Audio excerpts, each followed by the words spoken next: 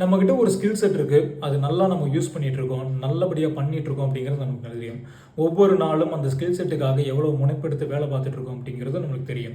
நம்ம கூட இருக்கிறவங்க நம்மளை நல்லா என்கரேஜ் பண்ணுறாங்க, மோட்டிவேட் பண்ணுறாங்க, சூப்பராக பண்ணுற அப்படின்ட்டு பயங்கரமாக மோட்டிவேட் பண்ணிகிட்டு இருக்காங்க. ஆனால் நம்மளுக்கு மேலே இருக்கிற senior, boss, manager, trainer, instructor, teacher, guide, owner இவங்க எல்லாருமே நம்மளை மட்டம் தட்டிக்கிட்டே இருக்காங்க.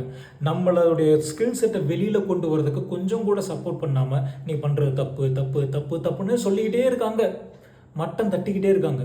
இந்த மாதிரி என்னைக்காச்சும் ஃபீல் பண்ணியிருக்கீங்களா? உங்கள் லைஃப்பில் கண்டிப்பாக யாராச்சும் இருந்திருப்பாங்க. என் லைஃப்லேயுமே நிறைய பேர் இருந்திருக்காங்க. நம்ம லைஃப் ஒரு விதிவிலக்கு கிடையாது. உலக புகழ் பெற்ற ஒரு ஆர்டிஸ்டனுடைய லைஃபுமே இந்த மாதிரி தான் போயிருக்கு. ஃப்ராங்காய்ஸ் கில்லார்ட் ஒரு ரெனவுண்ட் ஆர்டிஸ்ட், சூப்பர்பான ஒரு ஆர்டிஸ்ட். தன்னுடைய 21 வயசில் தன்னுடைய ஹஸ்பண்டை பார்த்து கல்யாணம் பண்ணிட்டாங்க. அந்த ஹஸ்பண்ட் யார் அப்படின்னா உங்களுக்கு தெரிஞ்ச ஒரு ஆள் தான், மிகப்பெரிய உலக புகழ் பெற்ற ஒரு ஆர்டிஸ்ட், பெயிண்டர். அவர் என்ன பண்ணியிருக்காரு, இந்த கிலாட் அவங்களுடைய ஒய்ஃபோடைய அந்த ஆர்டிஸ்ட்டை மட்டம் தட்டி வச்சிருக்காரு. இல்லை நீ நல்லா பண்ணல அப்படின்ட்டு டிமோட்டிவேட் பண்ணிகிட்டே இருந்திருக்காரு. வெளி உலகத்துக்கு காட்டாமே வச்சுருந்துருக்காரு. ஒரு கட்டத்துக்கு மேலே தாங்க முடியாமல் தன்னுடைய ஹஸ்பண்டை விட்டுட்டு வெளியில் வந்துட்டு தன்னுடைய ஆர்ட்டை ஓனாக பப்ளிஷ் பண்ண ஆரம்பித்தாங்க. பல தடைகளை மீறி பப்ளிஷ் பண்ணி 101 வயசு வரைக்கும் வாழ்ந்து ஆர்டிஸ்ட் பயங்கர வேர்ல்டு ஃபேமஸாக ஆக்கி விட்டாங்க. அந்த ஃப்ராங்காய்ஸ் கில்லார்டோடைய ஆர்ட்டை தடை பண்ண அவங்களுடைய ஹஸ்பண்ட் யார்? Pablo Picasso. அதை பண்ண ஒரு நபர்.